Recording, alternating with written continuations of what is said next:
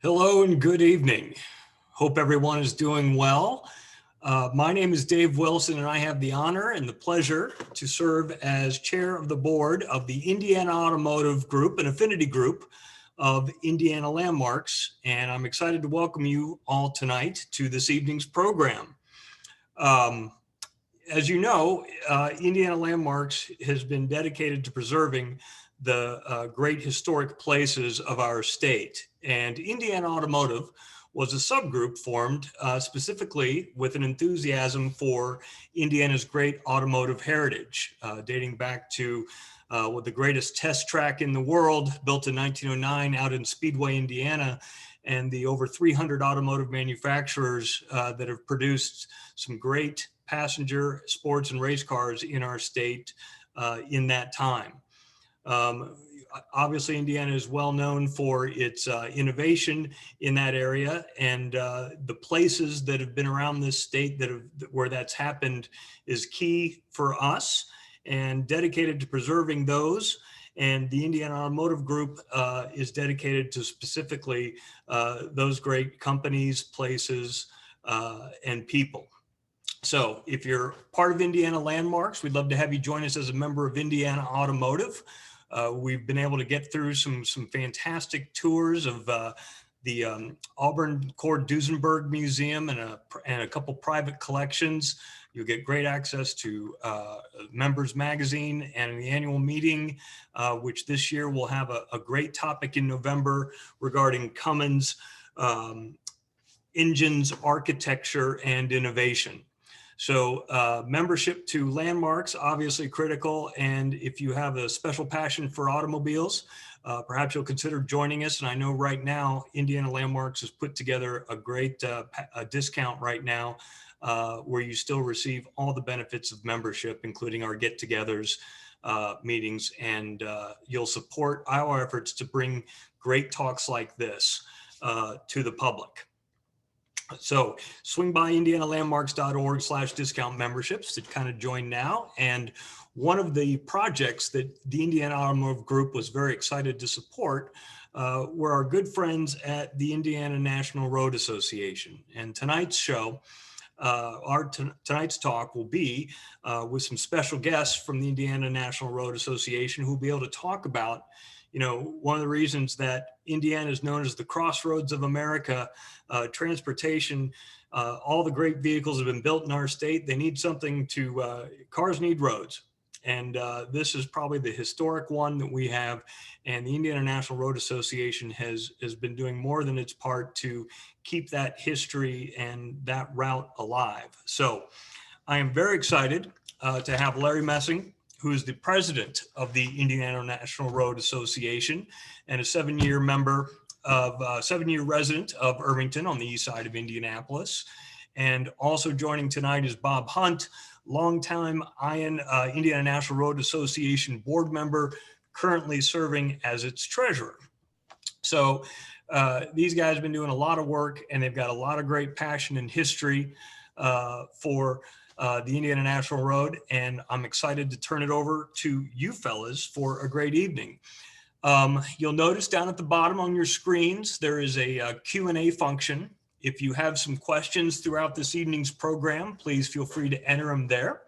And we'll kind of moderate those either throughout or kind of collect them at the end and ask our Indiana National Road experts as they talk about some of the history and some of the great places that you can find on that route today. And if you've been around central Indiana the last couple of days, you know the weather is just right to hop into your favorite car, roll down the windows, or take the top off and get on the road. And these guys have got a great one. So Larry, Bob, I'll step away and let you guys take it away.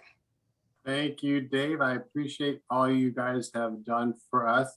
And I might have Bob, if you can you share your screen so we can take a look at our presentation that we have for everybody. And I think everyone's really going to enjoy what we have to show you guys today. Let's just get the screen there. I'll just kind of go over real quick. The first slide I'll be talking about is basically for the agenda that we have coming up. And it's going to be This agenda will be real quick. Right now, we're just going to talk about kind of the brief history of the National Road, a little bit of the history on the of INRA, which is the Indiana National Road Association. We'll talk about INRA's great new driving guide, which we're very proud of, and was supported to the generous donations and support of Indiana Automotive and Hancock County Tourism. And then Bob will use his expertise and take us on a visual tour through a few locations from Richmond all the way through Terre Haute. So it'll be a great opportunity. So Bob, you got your screen ready to share? Yes, I thought I was sharing it already. So hang on just a moment and see why it's not.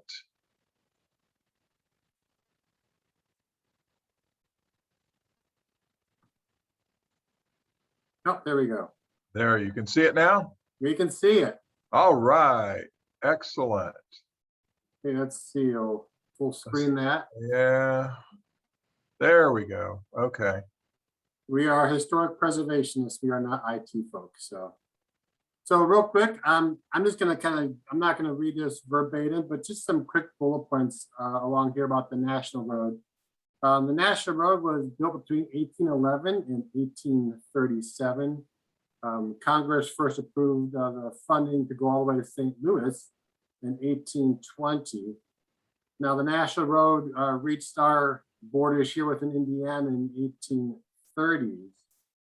And so basically right now it runs from about 620 miles from Cumberland, Maryland, all the way to Vandalia, Illinois. And while it was supposed to run all the way across the country when it was first planned, it was met with the blockade of a downturn in the economy that withheld some funding for its further expansion. And also the expansion of the trains going across the country made it a much more convenient way to travel across the country than to drive, or I guess back then to take your horse along the way. So Bob, you go to the next slide.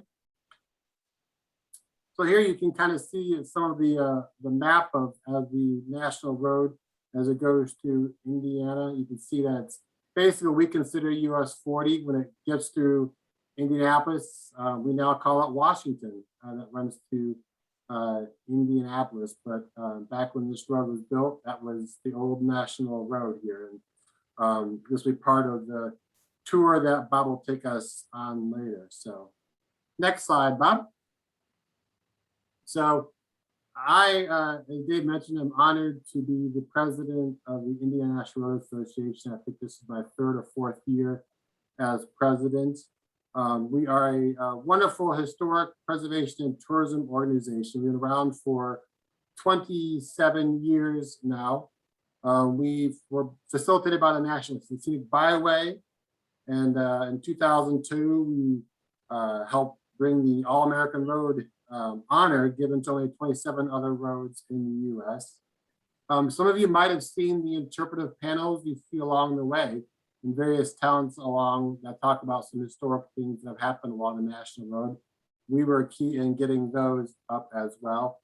In addition, there are some facade grants that we helped put out in Knightstown a few years ago to help with the revitalization of some of the buildings along that way as well. In addition, we helped relocate a couple of historic structures like the Oasis Diner in Plainfield and the former Cottage gas station in Terre Haute. And also we facilitated the creation of the National Register Deer Creek Historic District in Putnam County. And finally, part of what we'll be talking about today is in the last year or so, we put together our digital driving guide. And Bob, if you want to go to the next slide. So the driving guide was our way of trying to find a way for people to find their way along some of the great ways to the National Road, whether going from Terre Haute to Richmond or on the other way around. So there are a lot of great sites along the way. And so much of our communities along the way have struggled like the rest of us have during our pandemic. And this we felt was a great way for people to learn about some of the great sites along the way, And it's as easy as just going to your smartphone or going to your website and seeing some of those great sites and reading some of the history about them here. So we really appreciate the opportunity to highlight many of the businesses along the way, to highlight many of the tourist destinations along the way, and also talk about a lot of the events that happen in the communities along the way. And again, I said it before, I can't say it enough. We can't see how much we support or appreciate the support we got from Indiana Automotive and Hancock Tourism to really see this come through. So you can go just to our website at indiananationalroad.com. And when you go there, you'll see right up on top, it'll say driving guide. You'll click on that and you'll see all of the information you see in this picture here. And that will help kind of take you a nice drive along the National Road. This weather here is perfect for it, so I encourage you to give it a try this weekend. So, Bob, I'm going to throw it to you for your wonderful guide. Thank you very much, Larry. And welcome everyone. So happy that you could join us this evening. And of course, thanks to Indiana Automotive and Indiana Landmarks.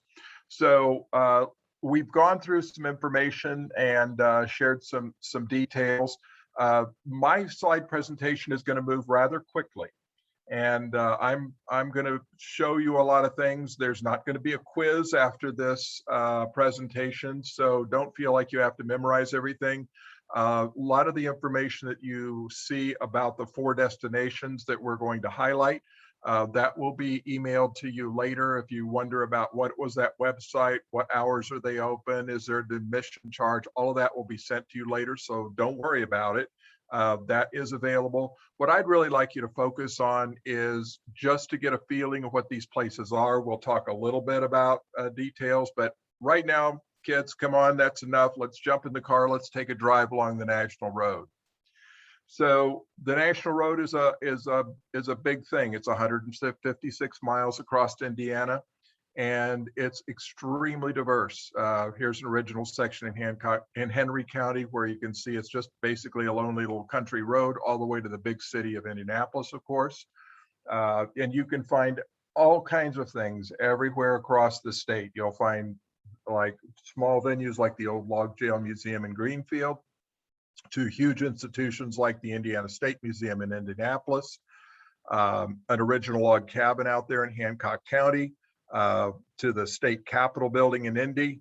And when you performance venues, everything is diverse as the Indiana Repertory Theater, all the way down to an original 19th century opera house that's still functioning, the Geyer Opera House in Louisville. So lots and lots to see out there. And I think the best way is to just focus on 4 different places. It's going to be a high-level overview, but I want you to get a feel for some of the really unusual and interesting things that you can see out there on the road. And the whole idea is to spark your curiosity, to spark your motivation, to say, I'd like to get out and really see what's out there. Use our driving guide and get out. So first, we're going to start and we're going to go east to west. So we're going to start in Richmond, and we're going to start at the Model T Ford Museum. The Model T was a huge game changer for transportation overall and for the National Road. And the Model T Ford Club of America, founded in '65, has 5,500 members, 25 countries, 50 states. They own and operate that museum. You're going to see some of the collection of their vehicles. It's a beautiful setup, and 42 separate vehicles they currently have. Well, before we show you the vehicles, let's think about what that National Road looked like about the time the first Model T was coming out in 1908. This is the National Road. We're looking towards Greenfield. We're east of Greenfield. We're looking down towards Greenfield. And those are not railroad tracks to your left. Those are actually interurban tracks, because nobody used the National Road at that time to actually drive on it, unless you absolutely had to get to somebody's farm or something. Usually, if you were going to travel, you went on the interurban or you took the railroad. So you needed a pretty sturdy car, and that's what the Model T represented. Although the first one I show you here, they have a very diverse collection. Never knew that the Model T They actually had Model T limousines. So they actually have one of these in the collection. Amazing to see as we think about the Model T being very basic transportation, but there's one outfitted as a limousine. Here's a couple of more models. And remarkably, when you think about 15 million Model Ts built between 1908 and 1927, the red one there is actually only the 394th Model T ever made. So a very, very early model out of 15 million. Here's everything old is new again, right? There's a Model T fashioned into a food concession truck. Exactly what you might see today in modern times. So thinking far ahead, I guess. Of course, fire trucks, everything that you have to have, and Model T was involved in all of that. So they have an antique fire truck example, and of course the fire chief has to come along too. So he's got his Model T fire chief car. If you want to know what it was like to ride in a Model T, I actually have up in Detroit, Michigan at the Ford Museum. But if you don't have that opportunity, they even have a simulator. You can sit in and get a simulation of what it's like to ride in a Model T. And even an airplane that used a Model T engine, which is kind of remarkable when I read that those things only developed about 20 horsepower. So that had to be a pretty light aircraft. The most interesting one in their collection, to my thinking, however, because I'm a guy that likes things that are really rustic and really original and adapted. And so here they've taken a Model T, and believe it or not, as per what they've captured here, part of that cab that's been fashioned on there is even made from an old Hoosier cupboard. And it's a sight to see, and I love the fact that it's not all shiny and bright. This was something that people had a need to figure out, and they figured out how to make a snowmobile out of a Model T Ford, and it's just amazing. So here's the basic information. We don't need to repeat all this. They're in Richmond. They're in the Historic Depot District. We'll supply their phone number, email. They've got a website, Tuesday through Sunday, and there's a modest admission fee for adults. Children and members are free. So next, we're going to come a little further to the west, and we're going to stop in Greenfield at the James Whitcomb Riley Boyhood Home and Museum. Now, Riley is still fairly remembered, especially in Indiana, but must imagine that Riley was the most popular poet of the 19th century in all of the United States. He had a huge reputation, but it all started out here at his boyhood home. One of two Riley homes. The other one, of course, in downtown Indianapolis, where he lived as an adult. But this is where he was born and well, he wasn't born in the house because it was built shortly after, but where he was raised. And all of his wonderful poetry that talk about growing up. He lived on the National Road, just literally feet from the National Road. And so a lot of his absolutely iconic poetry is drawn from his time there. The house was hand built by his father, James, over a period of 3 years. He completed it in 1853. Riley was born in 49, so he was just a year old when he started it. Reuben, Riley's father, was a lawyer, and the house features his law office. And it has a lot of the things, if you've read any Riley poems, when I say clothes press, the rafter room, the cubby hole, all of which are famous places in Riley's poem, they're all there in the house. Reuben actually lost the house in 1865 when he couldn't pay taxes. But Riley, when he was older and very famous and quite wealthy, came back to Greenfield, repurchased the home, and the Riley, he never lived there, but his brother lived there until the city purchased it from his surviving descendants and family in 1936 and opened it as a museum in 37. It's been on the Register of Historic Places. Here's a picture, one of the earliest photographs we have of it in 1894, about the time Riley had purchased it. And as far as transportation, this is the way Riley and people in Greenfield would have gotten around at that time. This is the old railroad depot, and it was trains back in the 1850s, 1860s. The interurban didn't start service till 1901. So here's another picture of the Riley home about 1911. It's really been remarkably unchanged throughout its life, which is marvelous, and a chance to really see what a pre-Civil War home looked like. And then when you think of the history of how Reuben built this home himself, literally by hand over 3 years. Here's the Riley home today. And there's a bronze statue of James Whitcomb Riley as an adult, but not an old man. Many of the images we see of Riley are as an older adult, and he's welcoming. He's sitting out on a bench and welcomes you to sit down with him, take a photograph. And he's pictured here about the age he would have been when he came back and repurchased the home in Greenfield. There's also a museum. They purchased the house immediately next door, and that home is converted into a museum, and you can see some marvelous things in there. You'll learn that Riley was an itinerant sign painter for a while, and you'll see examples of that and many other pieces of history there. They've also recently added a wonderful addition in the back they call Lisbeth Ann's Kitchen, which is a small event space that can be rented, and it makes a wonderful space for meetings and so forth back there. There's the infamous cubby hole in the historic home. And this is the rafter room. You'll notice that there's children's clothes and shoes laid out there, children's clothes on the bed and shoes on the chair. Those are actually James Whitcomb Riley's clothes.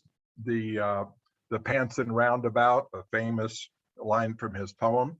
The dress is one that Riley would have worn at that time where they were too young to be potty trained, and they would wear the dress for convenience. And then of course the later outfit as well. An authentic dining room, of course, all set up very, very authentically furnished. Here is, I think, remarkably, Reuben Riley's original law desk from the 1850s, and that was found to be in someone else's possession and brought back into the house. So you can see it in its original space. And the fireplace in the parlor room with Reuben and Elizabeth, his wife, there side by side on the fireplace. And one of my favorite pieces, it's small, but this is actually a sewing box that Reuben made for his wife, Elizabeth, during her lifetime. So again, some details about the Riley Museum. If you'd like to stop by, they're open primarily April through October. That's the main thing to remember. So through the winter months, they are not open. They have guided tours. The interpreters are wonderful. The complex is the boyhood home, the museum, and there's also some wonderful gardens there that you can wander through. The kitchen, Elizabeth Ann's Kitchens, meetings and events. They see about 2,000 visitors a year, and further information on their website. They're 250 West Main Street in Greenfield. Well, next we're gonna move forward significantly, but it's still kind of transportation focused. We're going to go to the Oasis Diner out in Plainfield. So we're going to skip over Indianapolis and go out west just a little ways. And the Oasis Diner is a really iconic piece of history along the National Road. It's one of the old stainless steel diners. It was actually manufactured in New Jersey and then shipped via railroad all the way to Plainfield in '54. It's had a lot of owners. Until 2008, it was finally closed. Landmarks actually listed this on its 10 most endangered list in 2010, and that's when things really were able to get started and moving. And Doug Huff and Don Rector purchased the building, had to have it relocated and moved to a new location because the site was sold for development. And it took 3 years of planning and reconstruction, but today it's the only stainless steel diner on the entire National Road in Indiana. And the owners of the Oasis believe there's less than 5 altogether on US 40, all the way from Cumberland, Maryland to Vandalia. This is a photograph here in black and white, of course, taken shortly after it opened in 1954. Notice they're healthfully air conditioned, a big advantage at that time, but it gives you an idea of what it looked like on opening. Here's a couple of shots of downtown Plainfield in 41. And then in 65, a nice little town. Those are National Road scenes there in Plainfield. Really scenic, nice little town, and they've done a lot of work there. So here we are in 58. Now we've got a color photograph, and we can kind of appreciate the wonderful graphics on here. That's not a hat on the top of the sign, by the way. It kind of almost looks like a top hat. That's actually a cup of coffee.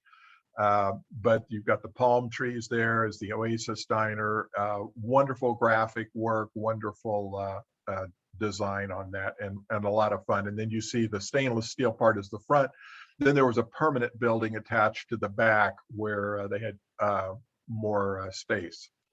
By the 1970s, the Oasis is beginning to run down significantly. Here you see it after it's been open 20 plus years, and you see the paint is fading pretty badly, and it's beginning to show its age. In the 1980s, there was an effort to revitalize it, a bit misguided, you might say. They repainted it, they took down the palm trees, they tried to make it look like something it really wasn't. And after a time, it fell into more disuse. So finally, the land is sold, the diner's picked up, and it's literally moved on a truck to a new location there in Plainfield. It's reinstalled in a new construction site where they replicated the rear of the building exactly, and completely refurbished the diner. And here is the Oasis Diner today. I think you'd have to admit it's really, really remarkable. It's a beautiful restoration, and really an iconic place. And when we compare the photographs of what it looked like in 1958, nearly new, to today, I think that Doug and Don have just done an outstanding job with this, and it's quite a destination. Now they serve about 2,000 guests every single week. This place is really busy. They're open many generous hours, 7 to 9, Monday through Thursday, Friday and Saturday, 7 to 10. The most popular thing on the menu, of course, it's Indiana. It's a tenderloin, right? But that's actually landed on top 10 lists for the best tenderloin in Indiana. So check them out there in Plainfield, and their website here and phone number. And again, that will be shared with you later as well. So the next place and the final destination that we're going to go to is the Vigo County Museum, and we're going to talk about building history here just for a moment. The Vigo County Historical Museum is built in an 1895 building that was originally for ermine manufacturing, and they were a big garment industry producer there, located in Terre Haute. The company produced workmen's overalls and worked extensively there till 1939, and after that was a furniture store. Interesting note for the family, and another poetry connection. One of the family members who was an attorney for the business until 1912 was Max Ehrman, and he left the business in 1912 to pursue writing. Well, Max Ehrman was the one that penned the famous poet, the Desiderata, and I can't recite the entire thing, but it's the one that says, "Go placidly about the noise and confusion, and seek out the quiet," etc. It's written, and still people buy copies of that to post as an inspirational poem and a motivational poem. So for 60 years, then it was used as a furniture store, but eventually became the museum. Here it is as the original use, where we see it now as the garment manufacturing facility. And here's a bronze statue of Max Ehrman, author of the Desiderata, located outside. And again, in a similar pose, inviting you to sit down if you like and have your picture taken with another famous poet. Now, there's with Vigo County, there's several claims to fame for Vigo County, but one of them that people that have not gone through town or may not have been around there or not as familiar with is they have a huge connection to Coca-Cola. And it has to do with the local glass company there, the Root Glass Company. They had a national, they being Coca-Cola, had a national contest in 1915, excuse me, to design a brand new Coca-Cola bottle. And Earl Dean of the local Root Glass Company won that contest.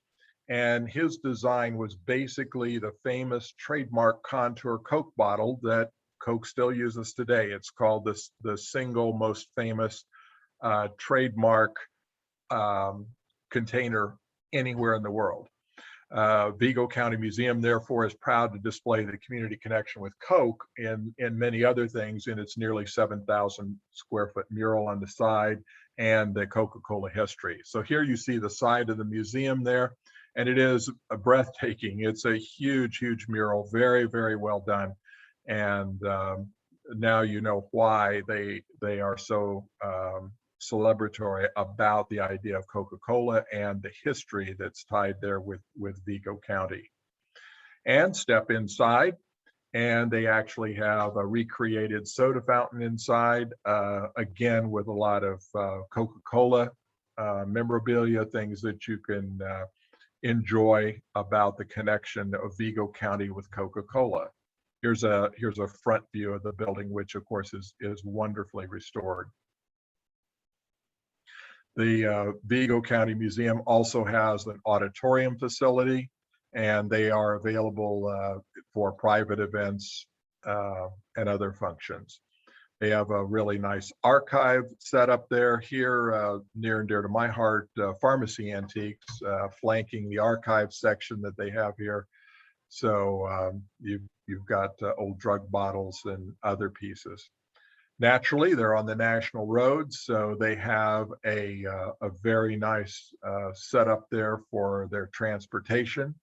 Some automobiles, horse and buggy, railroad, and talk a lot about the various modes of transportation across the national road, in particular how that's impacted Vigo County. And displays of some of the very earliest forms of transport across the national road, of course, and that being the horse and wagon. They also have a share your story section, and of course, a very nice gift shop as well, where they have books and souvenirs and other things that you can get. This is one of the most famous exhibits they have, however. And this is really surprising. And if you remember anything about this entire presentation, surprisingly, this is the one that you may remember, because people, I'm told, come to the Vigo County Museum many times just to see this single exhibit. Why would they come to see a bulldog with glass eyes? Well, it had to do, I guess, with a man, John Heinel, who had a piece of porch decor that was this bulldog with glass eyes. It was one of his favorite pieces, and he would pet it every day when he left the house to go to work or wherever he was going. And so beloved was it that when John Heinel passed away in 1911, they actually placed the dog in the mausoleum with him. And so for many years, it was a practice of the youth to dare each other to go to the graveyard at night, shine a flashlight into the mausoleum where the dog, because it was an open crypt or an open mausoleum with an iron gate, so you could actually see in and see the inside. And the dog's green eyes would reflect back into the flashlight, very ghostly, and all kinds of wild stories and urban myths and so forth over the years. And that persisted all the way up into the 1980s, when somebody actually took a shotgun and shot the dog because they were so concerned about it. And that's why you see the damage on the left side there. And at that time they removed it. and brought it to the museum because it was so popular. And they actually built a small replica of the mausoleum there to permanently display him. So the famous ghost dog of John Heinl's mausoleum, one of the most interesting, odd, but famous exhibits in the Vigo County Museum. Interesting. Here's the details on them, the pricing, admissions, and they're open Tuesday through Saturday, 10 to 5. More information, of course, on their website, located on the National Road, which is Wabash Avenue in Terre Haute. But again, another great place to see in Terre Haute, and many, many things to see in Terre Haute. Terre Haute is a marvelous place with many attractions. Now, I think I'm running a bit ahead of schedule. I guess I was concerned about running over because I had so many slides, but I've tried to, again, be relatively brief and give everyone as quick an overview as I can here, and try to give some basic information. And again, the idea is we want to get you guys out to really look at the National Road, get out and explore, see what's out there. It's a marvelous trip to take across the state of Indiana. Nothing is really that far away, and there's just so many great things to see out there. And I think that you'll find our new digital driving guide on the INRA website is a really, really marvelous way to see a lot of what's happening. And we're gonna turn it over now for Q&A. And I see Dave back on there. So Dave and Jessica or anyone else, thank you very much, and thank you for your attention. Well, Bob, no, thank you. And thanks, Larry. And we do have a couple things hopefully you can hang around for that Yes. sort of popped up.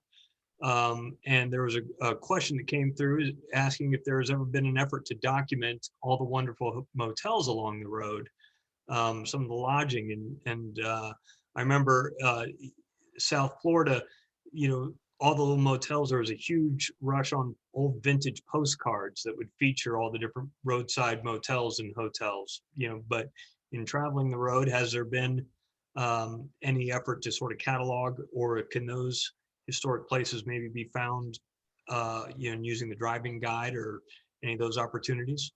That's an excellent question, Dave. And having been on the INRA board for 14 years or so, I can recall that there were some times where that question has come up, because I think one of the really iconic transportation related pieces along a road like that are the old motels. And I think we all know of a few that are still there, and that's probably an excellent idea for something for us to add to our list to talk about. But at this point in time, at least insofar as in the Indiana National Road is aware, I'm not aware that we actually have compiled a list, because I'm sure there's also a lot of great photographs out there of ones that no longer exist, because unfortunately a lot of them have been overcome by just time and I-70, that sort of thing. I would add that the National Road is also really wonderful to travel for anyone who's traveled the National Road outside of Indiana. We have this wonderful modern dual lane road all the way across, except for some of the towns, in most all of US 40, all the way across Indiana. Not true in many, many other states. It becomes a single lane or quite small. That's thanks to the Works Progress Administration back in the 1930s. As a part of the Depression, they made that enlargement to the National Road. So it's for people that are taking RVs or are riding motorcycles for pleasure, or vehicles that they don't like the really craziness on a busy interstate. Sure. They find that the National Road is a wonderful, enjoyable way to get to their destination.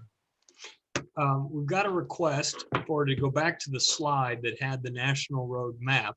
that talked about, which I think is, it might be on your homepage of your website as well, but it's the one that has the also the items, the points of interest. And like I said, your new driving guide, it's been out, what, less a year-ish, Larry? Oh, yeah, it's definitely less than a year. So Yeah. as a resource, I think, if you've been on the national road, time to get back on and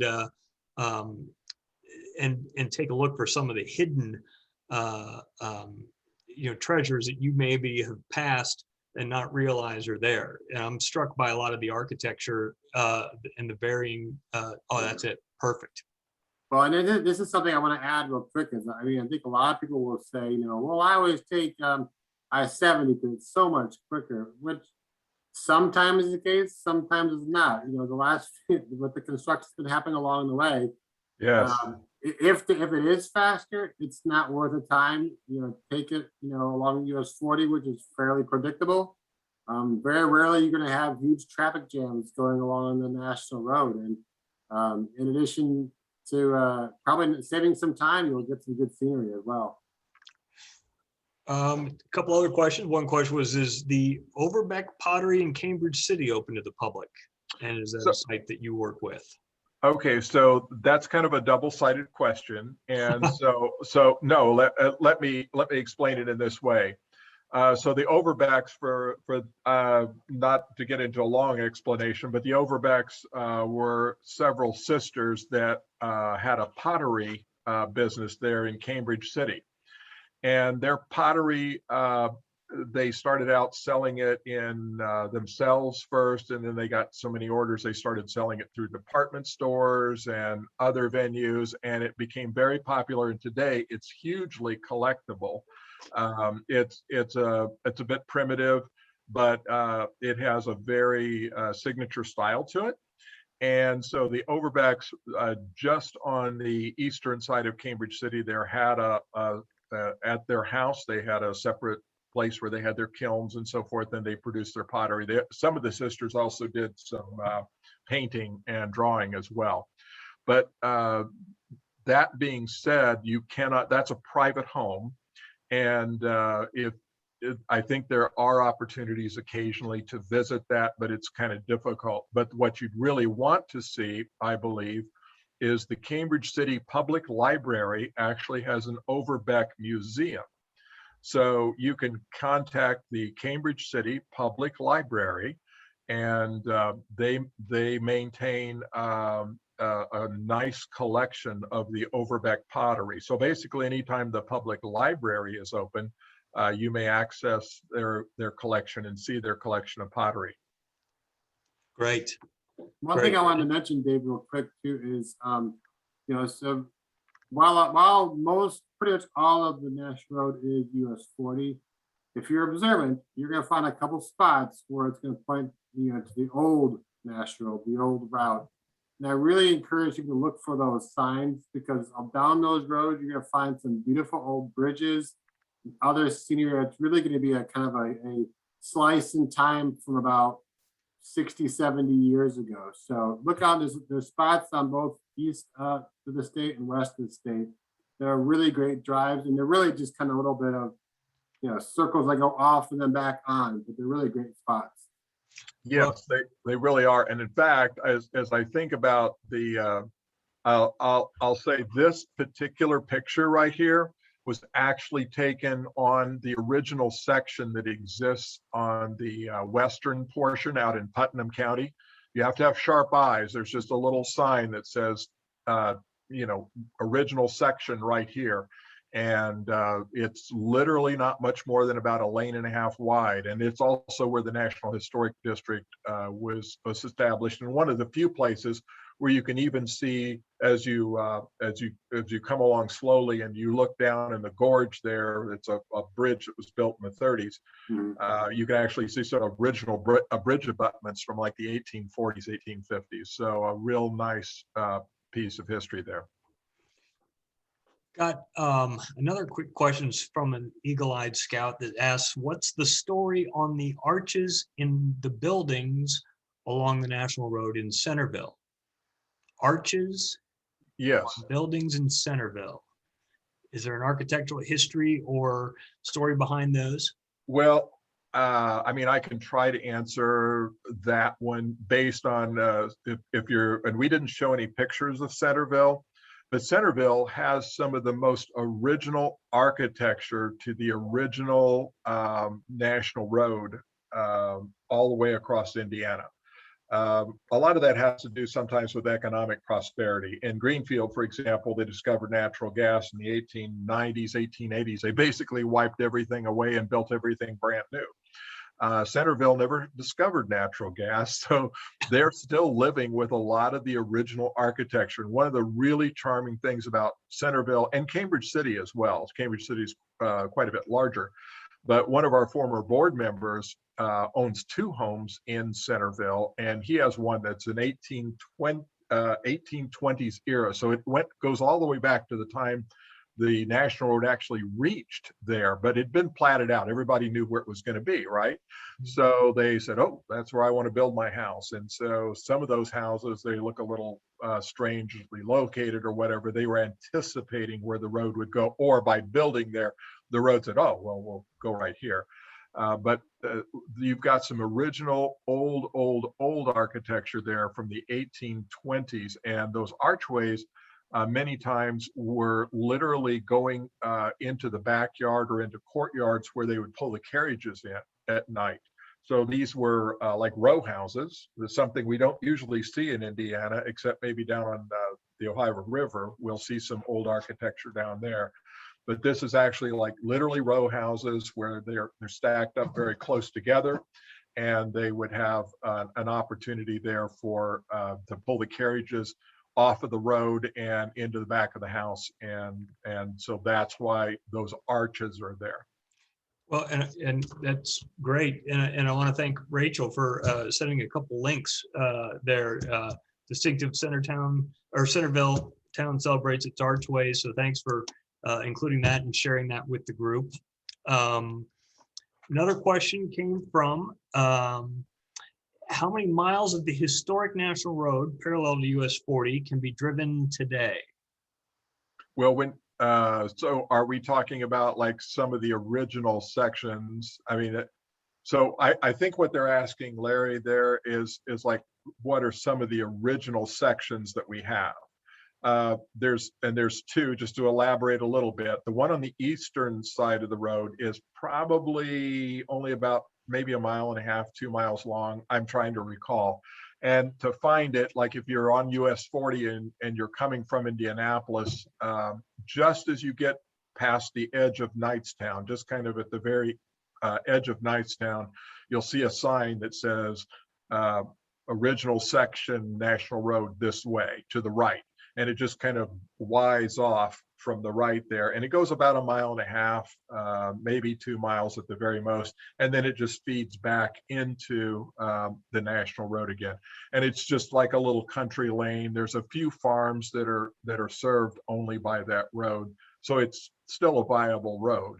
But that's about 2 miles. On the other side of the state in Putnam County, and that one, it's close to Rising Hall. If you go to that map, it kind of gives you an approximation, but you just have to be watching carefully for the road signs that have the National Road emblem on them, and they'll say original section. That section is less than 1 mile long, and that's the one that actually goes across the bridge, and it also dumps right back onto US 40 again. But it's a short section, but it goes all the way back to the 1920s.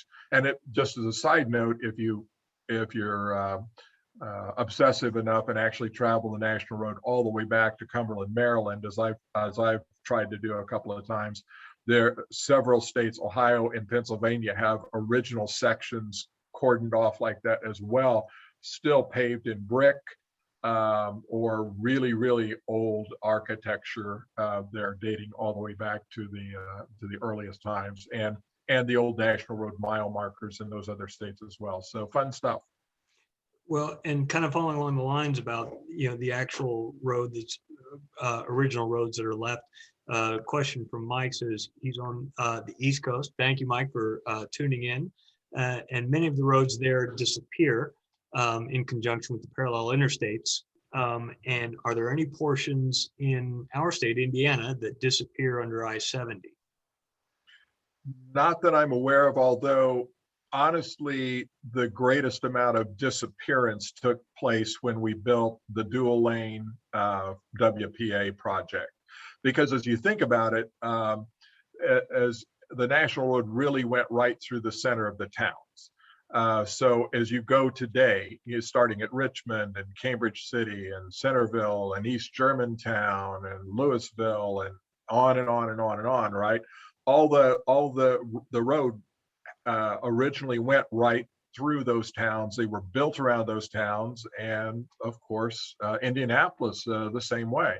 And so moving the road very far wasn't possible. And when they built the interstate back in the 60s and the 60s, they actually had to relocate it about a mile or two to the north. So that actually saved that from being obliterated. And I agree, like especially in Ohio and Pennsylvania, there's whole sections where suddenly you're on the interstate and they say, well, this is 40 for a time.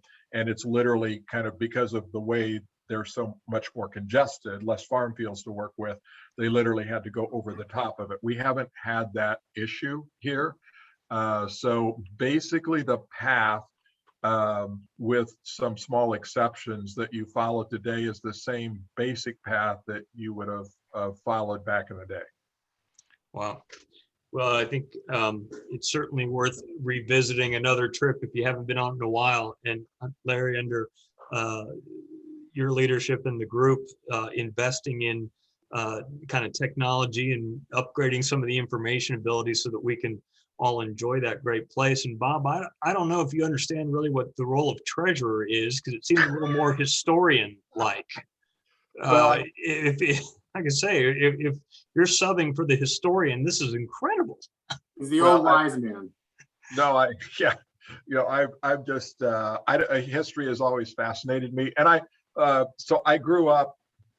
I didn't think of it as the National Road, right? I grew up in Irvington, but I lived just 3 blocks north of the National Road, and I went to high school. This is how old I am, that we actually took a city bus to high school. Okay, there was no such thing as school buses. Like what, you know? So I would take the city bus on the National Road and go down there. Or like when I was a kid, I'd ride with my mother to go down to shop in downtown Indianapolis on the National Road. So I've kind of grown up around it, and I've always had an affinity for history and absorbing historical facts. I find them fascinating. So.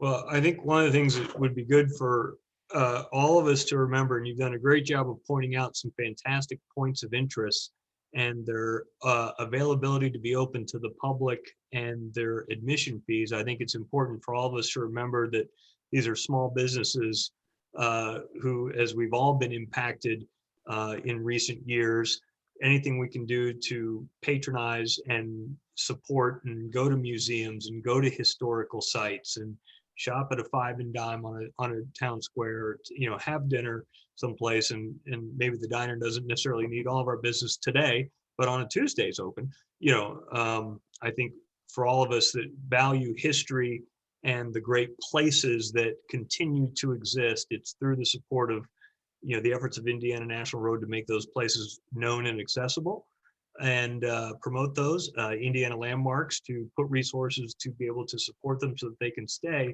But most importantly, it's us being customers in our communities and enjoying those. So I would encourage everyone to do that, because it sounds like it's just a great opportunity. So and Dave, I just have one quick thing I just want to tell people. If you have events along the National Road that you want to share with us, please let us know. Yes. We're at indiananationalroad@gmail.com. We have a regular quarterly e-newsletter. We have a website, so we'd be glad to help share your events. And if you're looking for a way to help promote your business, we always are open to business members of the Indiana National Road Association. Well, I love the fact that a couple of places you highlighted had event space. Mm-hmm. And so it wouldn't be hard to throw, you know, a 20-car caravan event and have a, you know, lunch in, cruise in, do something, you know, and experience that. So thank you both so much for spending time with us and answering the questions. This was great fun and valuable. And to all the people that participated as attendees, thank you for being here. Thank you for Yes. supporting Indiana Landmarks, Indiana Automotive, and be sure to check out membership to Indiana Landmarks right now. Marsh Davis, under his incredible leadership, it's one of the best state preservation societies that are in the country. And we'd be welcome to have you as a member with the special discounted rate right now that will not discount any of the benefits. You'll get them all, including updates about future events. And I'm seeing here 30% off paint at Sherwin-Williams stores. Unbelievable. Somebody's got to have something to paint. So on behalf of Indiana Automotive and Indiana Landmarks, thank you all for being here, gentlemen. Thank you and take care. Thank you very much. All right. Take care. Good night.